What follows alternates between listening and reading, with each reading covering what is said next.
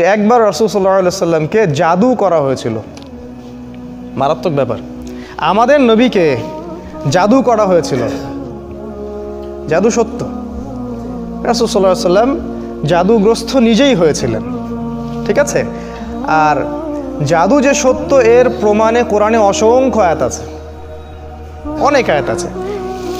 ওই মুসা আলাইহিস সালামের রাগ থেকে শুরু করে কিয়ামতের রাগ পর্যন্ত জাদু থাকবে, এর অস্তিত্ব আছে। সমস্যা হচ্ছে এগুলো প্র্যাকটিস করা আমাদের জন্য হারাম। কেউ যদি জাদু প্র্যাকটিস করে, ইসলামের শরীয়ত অনুযায়ী তার শাস্তি কি জানেন? তাকে হত্যা করতে হবে, এটা তার শাস্তি। ইসলামিক স্টেটের যিনি প্রেসিডেন্ট থাকবেন তার আদেশে সেটা হবে। যেমন আমাদের মৃত্যুদণ্ড, ঠিক ওই রকম জাদুর শাস্তি মৃত্যুদণ্ড। যাই হোক, আমাদের নবীকে জাদু করা হয়েছিল, করেছিল এক ইহুদি মহিলা। ইহুদি মহিলা, তার মানে ইহুদিরা জাদুতে পাণ্ডিত্য রাখে। আজকের দিন পর্যন্ত ইহুদিরা জাদু প্র্যাকটিস করে, আজকের দিন পর্যন্ত। এবং তারা সায়েন্স বলে যত কিছু প্রচার করেছে সব কিছু সায়েন্স নয়, এর পিছনে আছে সেহের বা জাদু। ইভেন আপনি টেলিভিশন সেটের মধ্যে যা যা দেখছেন তার পিছনেও আছে সেহের বা জাদু। আমাদের মা বোনদেরকে ঘন্টার পর ঘন্টা ধরে রাখছে টেলিভিশন, আইসোলেশন, হিপনোটাইজ করে ফেলছে, নেশা হয়ে গেছে। অনেক রকম জাদু আছে। আমি জাদু নিয়ে 5টা খুতবা দিতে পারবো ইনশাআল্লাহ, কারণ আমার স্টাডিজ ওই বেসটাই জাদু, সেহের। এটার উপর ডক্টরেটও করা যায়, অনেক স্কলার এটার উপর ডক্টরেট করেছেন। আমি যেটা বলছিলাম যে রাসূল সাল্লাল্লাহু আলাইহি সাল্লামকে জাদুগ্রস্ত করা হয়েছিল, একজন ইহুদি মহিলা জাদু করেছিলেন তার মাথার চুল দিয়ে।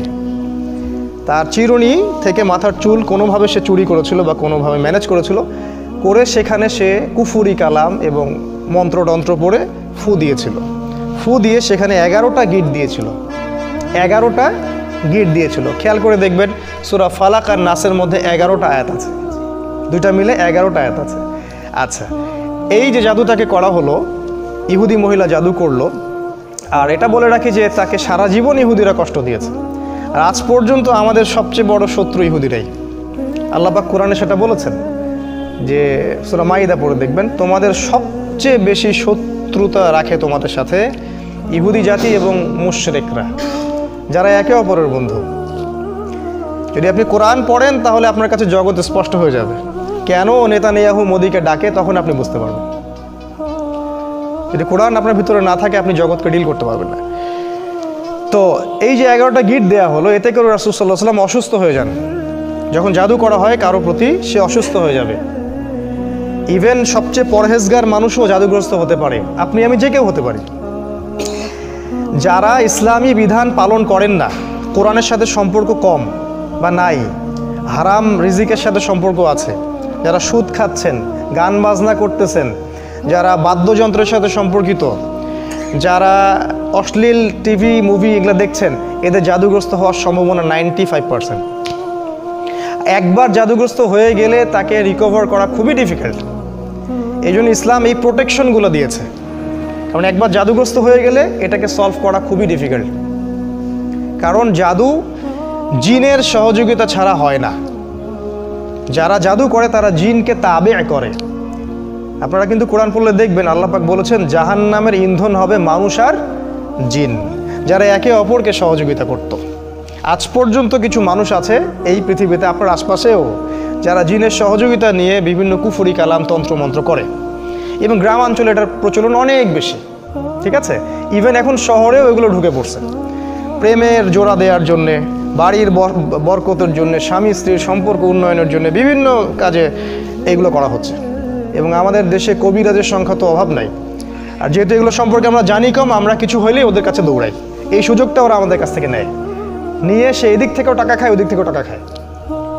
শয়তান, এক কথায় শয়তানের চেলাপেলা এগুলা। তো আল্লাহ রাসূলকে ইহুদিরা জাদু করেছিল। এবং আপনারা জানেন কি না যে ইহুদিরা তাকে হত্যা করারও চেষ্টা করেছিল, তার খাবারের মধ্যে বিষও দিয়েছিল। যে জাতি আমাদের নবীকে হত্যা করতে পারে এবং যে জাতি অসংখ্য নবীকে আগে হত্যা করে আসছে, কিভাবে আমরা ভাবলাম যে তারা আমাদের বন্ধু? অথচ আল্লাহ কোরআনে বলছেন তারা কখনো তোমাদের কল্যাণ চায় না। তারা ভিতরে যেটা গোপন করে সেটা আরও বেশি ভয়ঙ্কর, ঠিক আছে। তো তিনি এই জাদুগ্রস্ত হয়ে রাসূল সাল্লাল্লাহু আলাইহি ওয়াসাল্লাম যে সমস্যাটা হলো সেটা হলো তিনি ভুলে যাচ্ছিলেন, কোনো কাজ করলে মনে রাখতে পারছিলেন না। এমনকি তিনি তার স্ত্রীর কাছে গিয়েছেন কি না সেটাও মনে রাখতে পারছিলেন না। তো জাদুগ্রস্ত হলে খুব খারাপ অবস্থা হয়। এই জন্য আমার রিকোয়েস্ট থাকবে যে আপনারা অনতিবিলম্বে কোরআন, সুন্নাহ, সহি, জিকির, আজগার, দোয়া, কালাম এগুলো শিখে নেবেন এবং সকাল সন্ধ্যা এগুলো প্র্যাকটিস করবেন। তখন ইনশাল্লাহ কোনো জিন বা কোনো জাদুকর আপনার কোনো ক্ষতি করতে পারবে না। তো এই যে সমস্যাটা রাসূল সাল্লাল্লাহু আলাইহি ওয়াসাল্লামের হলো, এরপরে একদিন তিনি শুয়ে আছেন আর আল্লাহর পক্ষ থেকে দুইজন ফেরেশতা তার কাছে আসলেন। এসে তারা একে অপরের সাথে কথোপকথন করছেন আর এই কথোপকথনটা রাসূলকে জানিয়ে দেওয়া হচ্ছে। একজন ফেরেশতা আরেকজন ফেরেশতাকে বলছেন এই ব্যক্তির কি হয়েছে।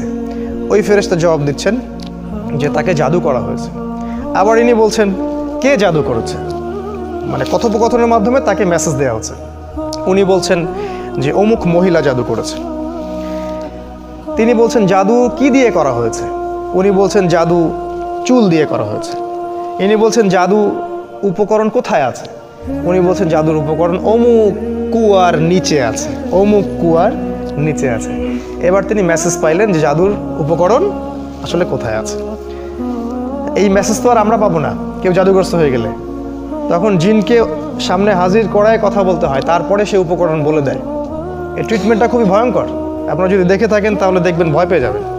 যাই হোক, তো রাসূল সাল্লাল্লাহু আলাইহি ওয়াসাল্লামকে মেসেজ দেওয়া হলো যে জাদুর উপকরণ ওই কূপের নিচে আছে।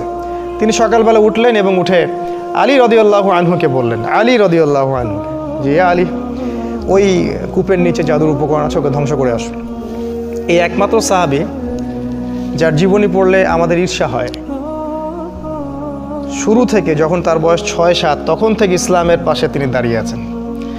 আর এই সাহাবীকেও মানুষ হত্যা করেছে, আলী রাদিয়াল্লাহু আনহুকেও মানুষ হত্যা করেছে এবং যে হত্যা করেছে সে বলেছিল যে আল্লাহর শুকরিয়া যে আল্লাহ আমার হাতে সবচেয়ে নিকৃষ্ট মানুষকে হত্যা করালেন। তাহলে এই যে আমরা একটা সমাজে কথা শুনি না যে লোকটা দোষ না করলে কি আর এমনি জেলে আছে, ঠিক না কথাটা।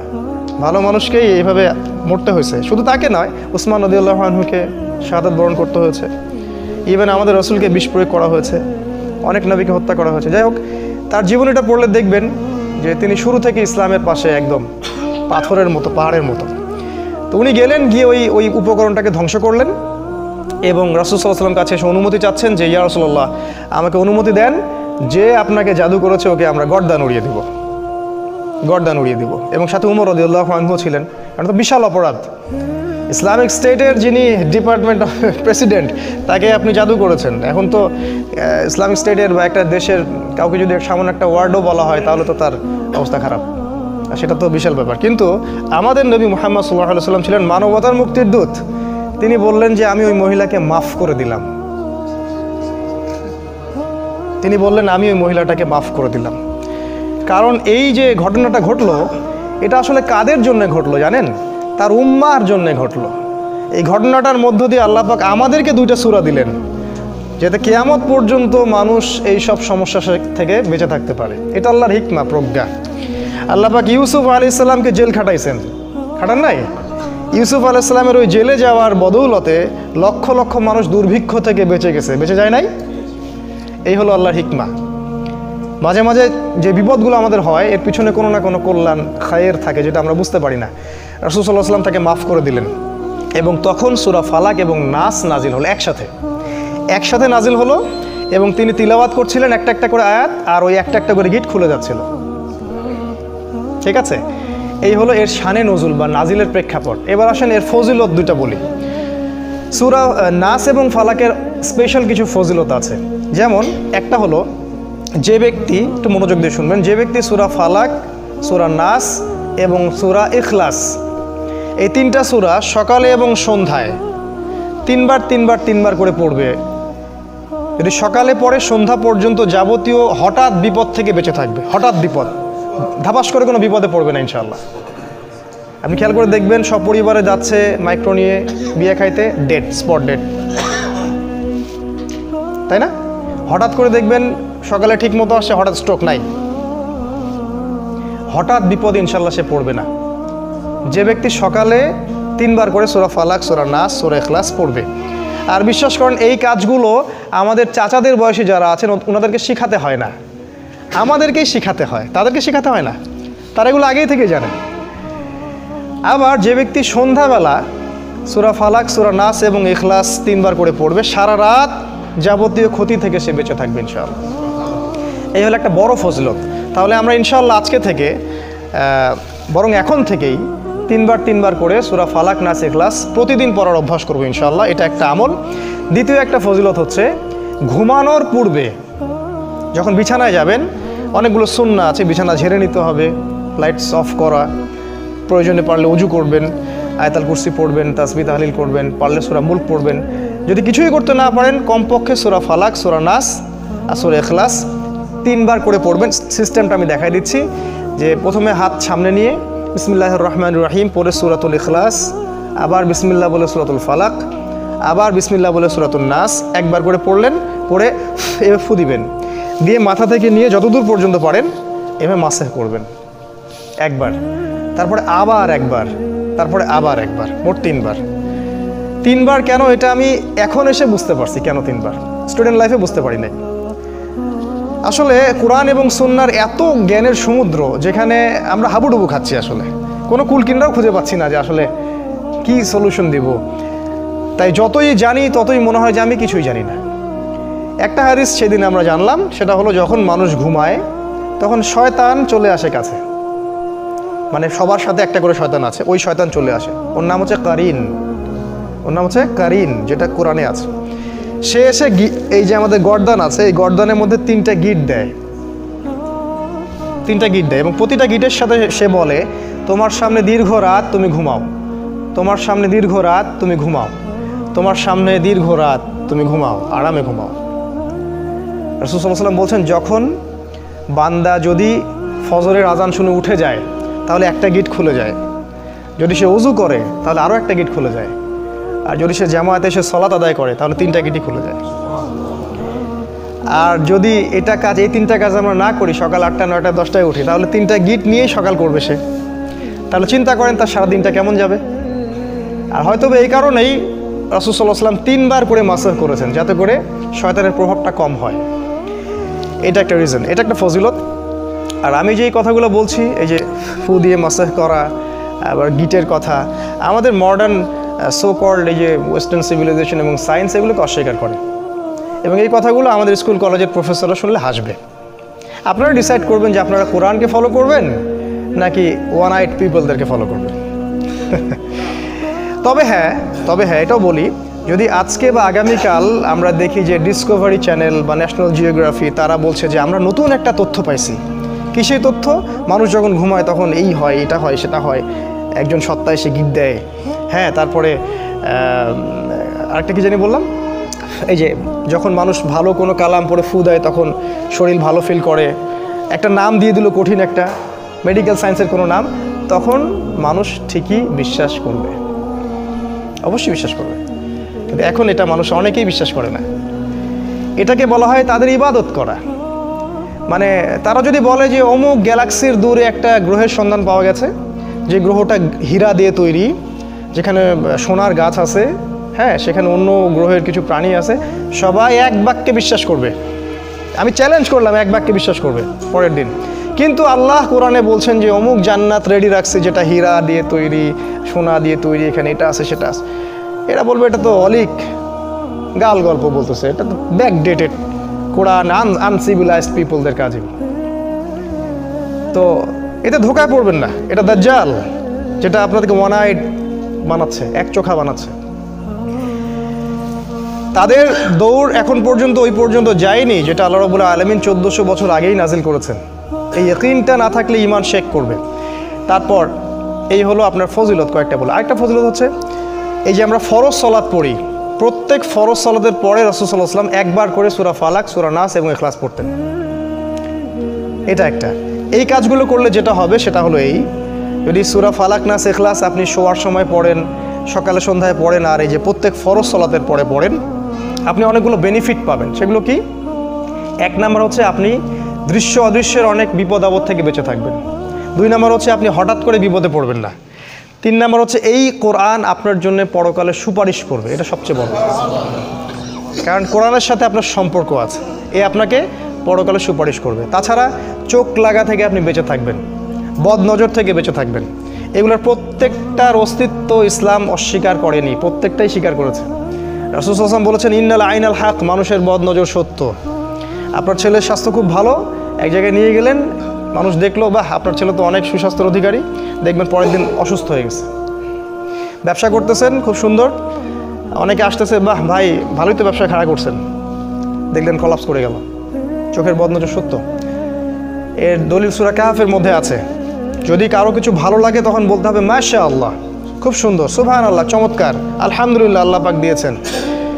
এই কথাগুলোর প্র্যাকটিস করবেন, এই সংস্কৃতিগুলো আপনাকে চোখ লাগা থেকে বাঁচাবে। এগুলো তো আমাদের স্কুল কলেজ বিশ্ববিদ্যালয়ে শেখানো হয় না। চোখ লাগাবার কি জিনিস? ওরা বলবে এটা ব্যাকডেটেড মানুষের কাজ, এটা কুসংস্কার, এটা হচ্ছে গোড়া মুসলিমদের কথা। তো রাস্তায় যে মেয়েরা ঘোরে এরা চোখ লাগা, এদের পিছনে চোখ লাগছে মানুষের। আর একবার চোখ লাগলে খুব সমস্যা আছে। একবার একজন সাহাবী গোসল করছিলেন, আর একজন সাহাবী তাকে দেখে বলছেন যে বাহ তোমার স্কিনটা তো অনেক সুন্দর, একদম মনে হচ্ছে যে কুমারী মেয়ের মতো স্কিন। সাথে সাথে ওই সাহাবী ওখানে বেহুশ হয়ে পড়ে গেলেন, একদম সাথে সাথে। এটা বুখারীর হাদিস। রাসূল সাল্লাল্লাহু আলাইহি ওয়াসাল্লাম ওই সাহাবীকে ডাকলেন, ডেকে বললেন যে তুমি কি তোমার ভাইকে মারতে চাও? তিনি বললেন আমি আবার কখন মারতে চাইলাম, আমি তো বললাম যে তার স্কিনটা অনেক সুন্দর, সে তো সুন্দর, আমি তো প্রশংসা করলাম। তখন তিনি বললেন যে কেন তুমি কল্যাণের বা বরকতের দোয়া করলা না? মাশাআল্লাহ ভাই তোমার স্কিনটা অনেক সুন্দর, মাশাআল্লাহ, আলহামদুলিল্লাহ, বারাকাল্লাহ ফিক, এগুলো কেন বললা না?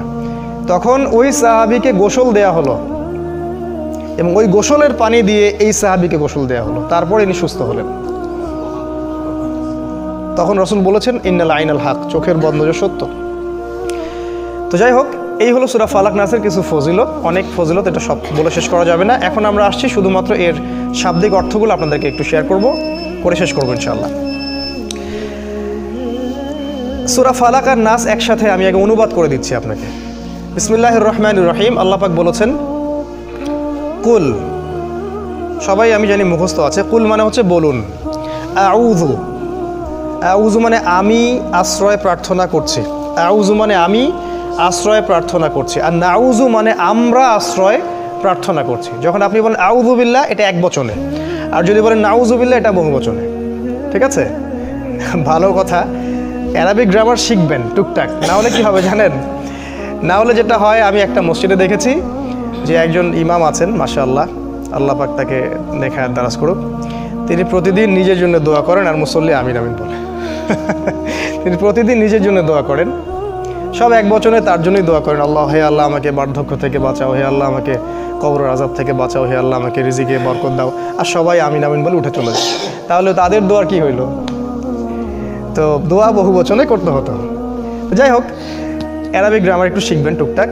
কুল মানে বলুন, আউযু মানে আমি আশ্রয় প্রার্থনা করছি, বিরব্বিল ফালাক, বিরব্বিল ফালাক, বিরব্বি মানে রবের কাছে বা রবের নিকটে, আর ফালাক মানে হচ্ছে সকাল বা প্রভাত বা উষা। এ আয়াতের সরল অর্থ হলো বলুন, হে নবী আপনি বলুন যে আমি সকালের রবের কাছে আশ্রয় প্রার্থনা করছি। এটা প্রথম আয়াত। তারপরে হলো মিন শাররি মা খালাক।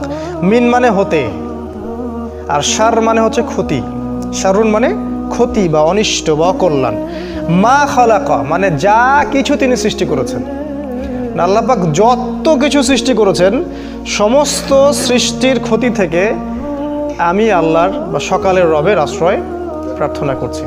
সমস্ত সৃষ্টি পড়ে গেল এখানে, এক কথায় সব শেষ। আর আল্লাহ নিজে এবং তার কালাম কোরআন, আল্লাহ নিজে এবং তার কালাম কোরআন বাদ দিয়ে সবই তো তার সৃষ্টি। আল্লাহ নিজে এবং তার কালাম কোরআন বাদ দিয়ে সব কিছুই তার সৃষ্টি। তো এই সমস্ত সৃষ্টির কোনো না কোনো অকল্যাণও আছে।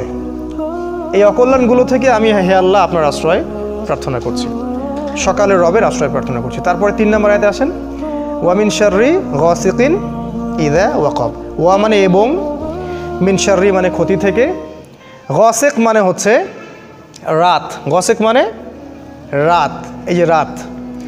ইযা ওয়াকাবা মানে যখন সেটা গভীর হয়, মানে গভীর রাতের অনিষ্ট থেকে বা ক্ষতি থেকে আমি আল্লাহর আশ্রয় প্রার্থনা করছি। তার মানে গভীর রাতের মধ্যে ক্ষতি আছে, যেটা আমাদের আজকের 31st নাইটের কনসার্ট যারা করবে ওরা বুঝবে না। তো এই হলো 3 নম্বর আয়াত। 4 নম্বর আয়াত আসেন, তারপর কি ওয়ামিন শাররিন নাফাসাতি ফিল উকদ, এটা ডেঞ্জারাস আয়াত। ওয়া মানে এবং, মিন শাররি মানে ক্ষতি থেকে। এই যে নাফাসাত এই শব্দের অর্থ হচ্ছে জাদু করিনি মহিলারা, যত মহিলারা জাদু করে। আর জাদুর সাথে মহিলার সম্পর্ক আমি বললাম শুরুতে, জাদুর সাথে ম্যাক্সিমাম সময় মহিলাদের সম্পর্ক থাকে। বেশিরভাগ মহিলারাই জাদু করে, সাধারণত জাদু চর্চা করে, প্র্যাকটিস করে। এইসব মহিলাদের জাদু থেকে বা জাদু করিনি মহিলাদের থেকে ফিল উকদ, উকদ মানে হলো যে গিট, আমি যে বললাম গিটের মধ্যে ফু দিয়ে রাসূলকে জাদু করেছিল, ওই গিটে ফু দেয়া জাদু করিনি মহিলাদের ক্ষতি থেকে আল্লাহর আশ্রয় প্রার্থনা করছি। আর একটা হচ্ছে শেষের আয়াত, ওয়ামিন শাররি হাসিদিন ইযা হাসাদ। ওয়ামিন শাররি আগের মতো এবং ক্ষতি থেকে, হাসিদ মানে হচ্ছে হিংসুক, হাসিদ মানে হিংসুক, ইযা হাসাদা যখন সে হিংসা করে। তাহলে এর আয়াতের অর্থ হচ্ছে হিংসুকের অনিষ্ট থেকে আল্লাহর আশ্রয় চাচ্ছি যখন সে হিংসা করে। এই হলো সূরাতুল ফালাকের সরল অর্থ। আবার বলছি, ভালো করে শোনেন। হে নবী আপনি বলুন, আমি আশ্রয় প্রার্থনা করছি সকালের রবের কাছে, তিনি যা কিছু সৃষ্টি করেছেন সব কিছুর ক্ষতি থেকে, স্পেশালি রাতের ক্ষতি থেকে যখন সেটা গভীর হয়, এবং জাদু করিনি নারীদের ক্ষতি থেকে যারা ওই যে গিটে ফুৎকার দেয়, আর হিংসুকের হিংসা থেকে যখন সে হিংসা করে। এই হলো সূরাতুল ফালাক। সূরা নাসে আসেন, আল্লাহ বলছেন কুল বলুন আগের মতো, আউযু বিরব্বিন নাস, আমি আশ্রয় প্রার্থনা করছি রব্বিন নাস, নাস মানে মানুষ, রব মানে রব, মানুষের রবের কাছে আমি আশ্রয় প্রার্থনা করছি। মালিকিন নাস, মানুষের মালিকের কাছে আশ্রয় প্রার্থনা করছি। ইলাহিন নাস, মানুষের ইলাহের কাছে আশ্রয় প্রার্থনা করছি। কি থেকে? মিন শাররিল ওয়াসওয়াসিল খান্নাস। মিন শাররি মানে যে ক্ষতি থেকে, ওয়াসওয়াস মানে হলো কুমন্ত্রণা দেয়া, ওয়াসওয়াসা দেয়া, ওয়াসওয়াসা যেগুলো আমাদের হৃদয়ের ভিতরে আসে। খান্নাস মানে হলো আত্মগোপনকারী, যে আমাদের এই টাইম ফ্রেমের আড়ালে থাকে, দেখা যায় না, যাকে দেখা যায় না সে নিজেকে হাইড করতে পারে। এই আত্মগোপনকারী কুমন্ত্রণা দাতার অনিষ্ট থেকে আমি আশ্রয় প্রার্থনা করছি আল্লাহর। আল্লাযী ইউওয়াসউইসু ফি সুদুরিন নাস, যে ব্যক্তি মানে যে ইউওয়াসউইসু ওয়াসওয়াসা দেয়, ফি সুদুরিন নাস, সুদূর মানে যে সদর বা বুক, মানুষের হৃদয়ে, যে ওয়াসওয়াসা দেয় মানুষের হৃদয়ে, মিনাল জিন্নাতি ওয়ান নাস, জিন জাতির মধ্য থেকে এবং মানব জাতির মধ্য থেকে। এই হলো সূরা ফালাক আর নাসের সরল অনুবাদ। এবার আপনাদের আমি একটা সামারি করে দিচ্ছি, দিয়ে ছেড়ে দিচ্ছি ইনশাআল্লাহ। ভালো করে খেয়াল করলে দেখবেন এই দুটো সূরাকে একসাথে চিন্তা করতে হবে। এটা একটা প্যারালাল সূরা, আলাদা করে না, একসাথে চিন্তা করলে দেখবেন যে এই দুটো সূরায় আমরা বেশ কয়েকটা বিষয় থেকে আল্লাহর আশ্রয় চাচ্ছি। 1 নাম্বার আমরা আশ্রয় চাচ্ছিলাম আল্লাহর সমস্ত সৃষ্টির ক্ষতি থেকে, তাই না? এটা কমন, একদম সমস্ত সৃষ্টিতে যত ক্ষতি সব ক্ষতি থেকে আল্লাহর আশ্রয় চাচ্ছিলাম। 2 নাম্বার স্পেশালি এই ক্ষতিগুলোর মধ্যে স্পেশালি রাতের ক্ষতি থেকে, গভীর রাতের ক্ষতি থেকে। আরও চাচ্ছিলাম জাদু করিনি মহিলাদের ক্ষতি থেকে। আরও চাচ্ছিলাম হিংসা এবং হিংসুকের অনিষ্ট থেকে। 4টা স্পেশাল। আর সূরা নাসে গিয়ে আরও আছে, সূরা নাসে একটা এক্সট্রা, সেটা হলো যে খন্নাস হৃদয়ে ওয়াসওয়াসা দেয় তার ক্ষতি থেকে। এই 5টা স্পেশাল জিনিস থেকে আল্লাহর আশ্রয় চাচ্ছি এই 2টা সূরায়। কিন্তু কেন?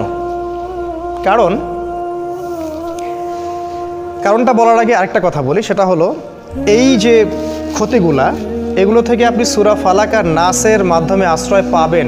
তখন আশ্রয় পাবেন যখন আপনি আল্লাহকে রব হিসেবে গ্রহণ করছেন, যখন আপনি আল্লাহকে মানুষের ইলাহ হিসেবে গ্রহণ করছেন, যখন আপনি আল্লাহকে মানুষের মালিক হিসেবে গ্রহণ করছেন। আল্লাহ পাক একটার পর একটা বলছেন, রব্বিন নাস, মালিকিন নাস, ইলাহিন নাস। যে ব্যক্তির মনে সন্দেহ আছে যে আল্লাহ ছাড়া অন্য কেউ ইবাদত পাওয়ার যোগ্য, সে এই 2টা সূরা দিয়ে কোনো উপকার পাবে না। যে ব্যক্তির মধ্যে ডাউট আছে যে আল্লাহ ছাড়া কেউ সন্তান দিতে পারে, আল্লাহ ছাড়া কাউকে সেজদা করা যায়, হ্যাঁ, আল্লাহ ছাড়া অন্যরাও বিধান দিতে পারে, হ্যাঁ, আল্লাহর বিধানের চেয়ে এদের বিধান ভালো, এরকম ডাউট যাদের হৃদয়ের ভিতরে আছে, এইসব সূরা তাদের কোনো কাজে আসবে না।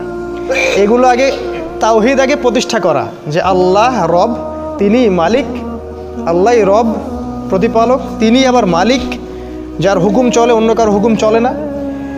তিনি হচ্ছেন ইলাহ, যিনি উপাসনার যোগ্য, অন্যকে উপাসনার যোগ্য নয়। এগুলোর তাওহীদ যার স্ট্রং ভিতরে, তারপরে আপনি এই 5টা বিষয় থেকে আল্লাহর আশ্রয় চাচ্ছেন। ঠিক আছে, এই হলো সূরা ফালাকের সরল অর্থ।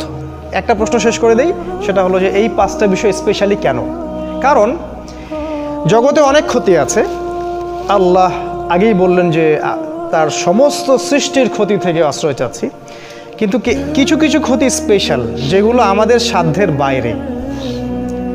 আপনার সামনে যদি শত্রু থাকে আপনি দেখতে পারবেন, আর কিছু কিছু জিনিস আছে যেগুলো অদৃশ্য, আপনি দেখতে পারবেন না।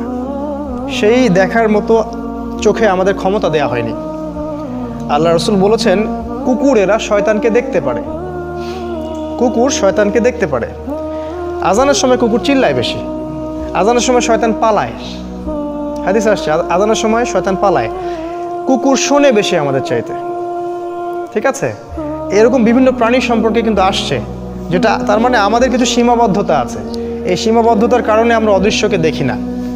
তো এই জন্যে এই যে অদৃশ্যের গায়েবের বিষয়গুলা, সব ক্ষতির চাইতেও স্পেশালি বলেছেন হিংসা, হিংসুক, স্পেশালি বলেছেন রাতের অনিষ্ট, রাতের গভীরতা, স্পেশালি বলেছেন জাদুকরিনী নারীরা, আর হৃদয়ের মধ্যে ওয়াসওয়াসা দেয় যে শয়তান খান্নাস। এগুলো আমরা দেখতে পারি না কোনোটাই। আর যেটা আমরা দেখতে পারি না, সেই শত্রুর সাথে আমি কিভাবে লড়তে পারি? এটা আমার পক্ষে সম্ভব না। তাহলে কে আমার হয়ে লড়বে? যে দৃশ্য অদৃশ্য সব দেখতে পারে, যে দৃশ্য অদৃশ্য সব দেখতে পারে। এই জন্যই এই দুটো সূরাকে বলা হয় মুআউইজাতাইন, বা আশ্রয় প্রার্থনার 2টা স্পেশাল সূরা। আর যেদিন থেকে এই সূরা নাজিল হয়েছে, সেদিন থেকে রাসূল সাল্লাল্লাহু আলাইহি ওয়াসাল্লাম আগের সব দোয়াই ছেড়ে দিয়েছিলেন। আগে তিনি আশ্রয় চাওয়ার জন্য অনেকগুলো দোয়া পড়তেন, সব দোয়া ছেড়ে দিয়ে তিনি সূরা ফালাক আর নাসের প্রতি আমল করা শুরু করলেন। এবং এই সূরা দুটার মধ্যে সব কিছুই চলে আসছে। আপনারা চিন্তা করেন, আজকে হয়তো অনেক লম্বা হয়ে যাবে, এই জন্য আমি আর ডিটেলস ব্রিফে গেলাম না। শুধু কয়েকটা পয়েন্ট বলে আমি শেষ করছি। সেটা হলো যে রাতের বেলা ক্ষতি আছে। একটু ভালো করে শোনেন, আমি 5 থেকে 10 মিনিটের মধ্যে শেষ করে দেবো ইনশাআল্লাহ। রাতের বেলা কিছু ক্ষতি আছে। আপনাদের বাচ্চাদেরকে কখনো সন্ধ্যার পরে বাইরে যেতে দিবেন না। রাসূল বলেছেন সন্ধ্যার সময় বাচ্চাদেরকে ঘরের ভিতরে রাখবে, কারণ সন্ধ্যায় সময়ে জিন জাতি বের হয় যাদেরকে তোমরা দেখো না, এবং তারা আমাদের কখনো কল্যাণ চায় না। বেশিরভাগ জিনই দুষ্ট প্রকৃতির। তারা কিন্তু চ্যালেঞ্জ করছে আল্লাহকে যে এদেরকে আমি জাহান্নামে নিয়ে যাবই। একটা বার যদি জিন কাউকে আক্রমণ করে ফেলে, তাহলে তাকে সলভ করা অনেক ডিফিকাল্ট আছে। আমি বারবার বলছি, তো সন্ধ্যাবেলায় খেয়াল রাখবেন বাচ্চারা যেন বাইরে না যায়। আর এখানে এই সূরা রাতের কথা আসছে। গভীর রাতে রাসূল সাল্লাল্লাহু আলাইহি ওয়াসাল্লাম বাইরে ঘোরাফেরা করতে নিষেধ করছেন। তিনি বলেছেন গভীর রাতে এমন অনেক মাখলুক আকাশে এবং জমিনের মাঝখানে থাকে যাদেরকে তোমরা দেখতে পারো না। তাই গভীর রাতে আমরা যদি বাইরে যেন না যাই আর কি। আসলে আমাদের সিস্টেম চেঞ্জ হয়ে গেছে তো, আর রাত এখন দিনের জায়গায়, দিন রাতের জায়গায়, এই জন্য এগুলো আমরা কেয়ার করি না। কিন্তু সমস্যাগুলো কিন্তু ঠিকই হচ্ছে। তারপরে আরও ব্যাপার আছে, সেটা হলো যে আমাদের সন্তানদেরকে এবং পরিবার পরিজনদেরকে সবসময় ঝাড়ফুঁক করবেন। ঝাড়ফুঁক মানে আমি তাবিজ ঝুলানো বুঝাইনি, আমি বুঝিয়েছি যে সূরা ফালাক, নাস, আয়াতুল কুরসি, সূরা বাকারা এগুলো পড়ে পড়ে ফু দিবেন। আর যারা পড়তে জানেন না তারা অডিও টেপ শুনতে পারেন, অডিও টেপ রেকর্ডিং বাসায় ছেড়ে দিবেন, ওখান থেকে দেখবেন শয়তান ইনশাআল্লাহ চলে যাবে। আপনি যদি কোরআন পড়তেও না জানেন, আমার রিকোয়েস্ট হচ্ছে, কাইন্ডলি রিকোয়েস্ট হচ্ছে, কোরআন শুনবেন। কোরআন এমন একটা কিতাব, শুনতে শুনতে ওই বইয়ের প্রতি আপনার ভালোবাসা তৈরি হয়ে যাবে। একসময় আপনি ইনশাআল্লাহ পড়তেও বসবেন ইনশাআল্লাহ। কোরআনের সাথে সম্পর্ক তৈরি করুন ইনশাআল্লাহ। আরও কিছু আমি টিপস দিতে যাচ্ছিলাম, সেটা হলো জাদু। এটা থেকে সেফ থাকার জন্য সকাল এবং সন্ধ্যায় অনেক আমল আছে। ফজরের পরে, মাগরিবের পরে আমলগুলো ছাড়বেন না। প্রিয় সম্মানিত ভাইয়েরা, আমার চাচার বয়সী যারা আছেন সবাইকে বলছি যে এই আমলগুলো কখনো ছাড়বেন না। যদি ছেড়ে দেন, আমি নিজের জীবন থেকে বলছি, যদি একটা দিনও আপনি আমলে গাফেলতি করেন, সেই দিনই কোনো না কোনো অ্যাক্সিডেন্ট হতে পারে, সেই দিনই হতে পারে। সো সকালে সন্ধ্যায় যে জিকির আজগারগুলো আছে সেগুলো দিকে একটু বেশি শক্তিশালী হতে হবে। যেমন কমন কিছু আয়াতুল কুরসি আছে, সূরা বাকারার শেষ 2 আয়াত আছে, সূরা হাশরের শেষ 3 আয়াত আছে না, তারপরে ওই যে তাসবিহ তাহলিল আছে, সুবহানাল্লাহ, আলহামদুলিল্লাহ। দোয়া যদি হিসাব করেন 50টা পার হয়ে যাবে। আমি কিছু দোয়ার বইয়ের নামও সাজেস্ট করছি, যেমন আইনে রসুল একটা দোয়ার বই আছে, অথবা হিসনুল মুসলিম সবচেয়ে বেস্ট একটা দোয়ার বই, হিসনুল মুসলিম কিনতে পারেন। হানাফি মাযহাবের একটা অনেক ভালো বই আছে, সেটা হলো হিসনে হাসিন, সেই বইটা আমার বাসাতেও আছে, ওইটাও ফলো করতে পারেন। তারপর রুকিয়া একটা বই আছে, সেটাও ফলো করতে পারেন। তারপরে সহি দোয়া ঝাড়ফুক একটা বই আসছে মদিনা থেকে, সেটাও ফলো করতে পারেন। অনেক বই আছে, এই বইগুলো কালেক্ট করবেন এবং সকাল সন্ধ্যার দোয়াগুলো পড়বেন, তাহলে ওই জাদু এবং চোখ লাগা, বদ নজর, জিনগ্রস্ততা এগুলো থেকে ইনশাল্লাহ আপনারা সেফ থাকবেন। আর একটা ক্ষতি বলছিলাম যে মহিলা খুব সাবধান, জাদুকরী মহিলা, কবিরাজ এদের থেকে খুব সাবধান। রাসূল বলেছেন, যদি কোনো ব্যক্তি কোনো গণকের কাছে যায়, গিয়ে খালি বলে যে দেখেন তো আমার ভবিষ্যৎটা, এগুলো হচ্ছে না আমাদের দেশে, টিয়া পাখি নিয়ে রাস্তায় বসে থাকে না, আপনাদের মনে হয় এই মসজিদের সামনেও বসেছিল একদিন। তো রাসূল বলছেন, যদি সে যায় খালি জিজ্ঞাসা করে যে দেখেন তো আমার ভাগ্যে কি আছে, সে বিশ্বাস করে না, খালি জিজ্ঞাসা করেছে, তার 40 দিনের সালাত বাতিল, বলার সাথে সাথেই। আর যদি গণক যা বলেছে ওইটা যদি সে বিশ্বাস করে, ইয়াকিন করে নেয় যে হ্যাঁ আমার ভালো হবে, চাকরি বাকরি শুনতে, রাসূল সাল্লাল্লাহু আলাইহি ওয়াসাল্লাম বলছেন তার নাম এই যে কোরআন অস্বীকারীদের খাতায় লিখে দেওয়া হবে। তাহলে এই হাদিসগুলো আমাদের বেশি চর্চার দরকার ছিল। দুর্ভাগ্যজনক এগুলো আমরা জানিও কম, আমলও কম, এই জন্য আমাদের দেশে দেখবেন এগুলোর প্রচলনটা অনেক বেশি। তো এগুলো থেকে সাবধান। আরেকটা বিষয় শেষ করছি, সেটা হলো যে হিংসা আর হিংসুক, এটা খুব মারাত্মক। রাসূল বলছেন, যে হিংসা করে, মানে আপনি জাস্ট হিংসা করছেন, তাহলে আপনার আমল নামার যে নেকিগুলো আছে এগুলো পুড়ে যাবে, নাউজুবিল্লাহ। রাসূল বলেছেন, যে হিংসা করে, হিংসা তার নেক আমলগুলোকে খেয়ে ফেলে, ঠিক যেমন করে আগুন কাঠকে খেয়ে ফেলে, ঠিক এইভাবে নেক আমলকে হিংসা খেয়ে ফেলে। সো আমরা হিংসা থেকে দূরে থাকবো। হিংসা আর ঈর্ষা কিন্তু এক জিনিস নয়। হিংসা হচ্ছে যে তোকে আল্লাহ যা দিয়েছে সেটা ধ্বংস হয়ে যাক, খারাপ নেগেটিভ জিনিস চিন্তা করা। আর ঈর্ষা হচ্ছে যে আমিও যদি ওই লোকটার মতো আল্লাহর পথে দান করতে পারতাম, আমিও যদি ওই লোকটার মতো আল্লাহর পথে মানুষকে দাওয়াত দিতে পারতাম বা ভালো কিছু বলতে পারতাম, আমি কোরআনে জ্ঞান পাইতাম, এগুলো ঈর্ষা জায়েজ। আল্লাহ রাসূল বলছেন, দুইজন ব্যক্তির ক্ষেত্রে ঈর্ষা জায়েজ, যাকে আল্লাহ সম্পদ দিয়েছেন এবং সে দিন রাত আল্লাহর পথে খরচ করে, এই ব্যক্তিকে দেখে ঈর্ষা করা জায়েজ, যে আল্লাহ আমাকে দিলে আমিও ইনশাল্লাহ করতাম। আরেক ব্যক্তিকে দেখে জায়েজ, সে ব্যক্তির কাছে জ্ঞান আছে, কোরআন সুন্নাহর জ্ঞান আছে এবং সেই জ্ঞান দিয়ে সে মানুষকে ভালো কিছু শেখায়, এটা তার জন্য ঈর্ষা করা জায়েজ। আর হিংসা অন্য জিনিস, নেগেটিভ থট, সেটা হচ্ছে মানুষকে তোরটা ধ্বংস হয়ে যায়, এটা ঈর্ষা, হিংসা। আরেকটা হলো হিংসুক, এটা থেকে খুব সাবধান। আপনি হয়তো ঈর্ষা করছেন না, কিন্তু ঈর্ষার শিকার হতে পারেন। আপনি হিংসা করছেন না, কিন্তু হিংসার শিকার হতে পারেন। আর এই বিশ্বাস করেন আমার কথা, এটা ইসলাম বিরোধীদের মধ্যেও যেমন আছে, ইসলামপন্থীদের মধ্যেও তেমন আছে। হিংসার ছড়াছড়ি, ভিতর থেকে সবাইকে নিজের ভাই বলে বিশ্বাসই করতে পারতেছে না কেউ। হিংসা আছে, এটা আপনি তো দেখতে পাচ্ছেন না। তো এটা থেকে প্রোটেকশন কি করবেন, কি পদ্ধতিতে আপনি এটা থেকে প্রোটেকশন করবেন? যাদের নাই তো আলহামদুলিল্লাহ, তাদের তো কলবুন সালিম, তার হৃদয় তো অনেক প্রশান্ত। যেমন একজন সাহাবী সম্পর্কে রাসূল বলেছেন, ওই সাহাবী জান্নাতে যাবে, তাকে ইনভেস্টিগেট করে দেখা গেল সে তেমন কোনো আমলই করে না, খালি ফরজ ওয়াজিবের উপর আমল করে। তিনি তাকে ডাকলেন যে তুমি কি এমন আমল করো? আরেকজন সাহাবী তাকে জিজ্ঞেস করলেন, তুমি কি এমন আমল করো? রাসূল বলেছেন, তুমি জান্নাতে যাবে। তিনি বলেছেন যে আমি আসলে ভাই এত তো আমল করি না, যা ফরজ ওয়াজিব আপনারা করেন সেটাই করি। আমি রাত্রে যখন ঘুমাই সবাইকে মাফ করে দিয়ে ঘুমাই। তো চাচা যদি এটা এরকম হতে পারেন, আলহামদুলিল্লাহ, আল্লাহ পাক তৌফিক দান করুন, সহজ করুন। কিন্তু যদি কেউ আপনার উপরে হিংসা করে, আপনি কি করবেন? আপনি তো বুঝতে পারবেন না। প্রোটেকশন হচ্ছে এই সূরা ফালাক, আপনি দিনরাত সূরা ফালাক পড়েন, হিংসুকের হিংসা থেকে ইনশাআল্লাহ বেঁচে থাকবেন। আর লাস্ট যেটা, সেটা হলো ওয়াসওয়াসা। এই ওয়াসওয়াসা যেটা কুমন্ত্রণা, এটা একটা রোগ। ডক্টররা অনেক নাম দিয়েছে, কোরআন বলেছে ইউওয়াসউইসু ফি সুদুরিন নাস, হৃদয়ের মাঝে ওয়াসওয়াসা দেয়। দেখবেন যখনই নামাজে দাঁড়াবেন আপনি বুঝতে পারবেন যে ওয়াসওয়াসা শুরু হয়ে গেছে। এমন অনেক ঘটনা নামাজে মনে পড়বে যেটা আপনার কখনো মনেই ছিল না, ঠিক আছে, সারা জীবনে মনে ছিল না। তো এই ওয়াসওয়াসা থেকে বাঁচার বুদ্ধি হচ্ছে সূরা নাস। সূরা নাস, আমি একটা ছেলের কথা জানি, ইয়াং ছেলে, ওদের বয়সী হবে, কি জানি একটা ওয়াসওয়াসা ওর মাথায় ঢুকে গেছে যে ওর ওযু হয় না, ও সারাদিন ওযুই করতে থাকে, নামাজ ছুটে যাচ্ছে। ওর মাথায় ওযু করতেছে, মনে হচ্ছে যে এই জায়গায় মনে হয় শুকনা আছে, এটা মনে হয় হয়নি, আবার ওযু করে। আবার কিছু মানুষ আছে টয়লেট করে আসে, এই ওয়াসওয়াসা মাথায় ঢুকছে যে টয়লেট মনে হয় একটু 1 ফোঁটা 2 ফোঁটা পেশাব মনে বের হইলো, আবার সে দৌড়াচ্ছে পেশাবখানায়, আবার ওখানে একটু হাঁটাহাঁটি করতেছে, মানে ওর মাথায় ঢুকে গেছে যে কিছু না কিছু বের হচ্ছে। এগুলো শয়তানি ওয়াসওয়াসা, ওয়াসওয়াসা, আপনি ব্যাপারগুলোকে নর্মালি নিতে হবে, কিন্তু নর্মালি নিতে পারবেন তখনই যখন সূরা ফালাক নাসের উপর আমল করবেন। ঠিক আছে, এগুলো ওয়াসওয়াসা। আরও ওয়াসওয়াসা আছে, যেমন আমাদের হৃদয়ের মধ্যে অনেক সময় অনেক চিন্তা আসে, এগুলো কমন, এটা নিয়ে আপনি উদ্বিগ্ন হবেন না। রাসূলের কাছে সাহাবীরা বলেছিলেন যে আমাদের মাঝে এমন অনেক চিন্তা আসে যেগুলো প্রকাশ হওয়াটা আমরা কষ্টকর মনে করি। রাসূল বলেছেন এটা হচ্ছে ঈমানের লক্ষণ, এটা ঈমানের লক্ষণ। যখন এরকম কোনো ওয়াসওয়াসা আসবে আপনি বলবেন আমানতু বিল্লাহি ওয়া রাসূলিহি, আমানতু বিল্লাহি ওয়া রাসূলিহি।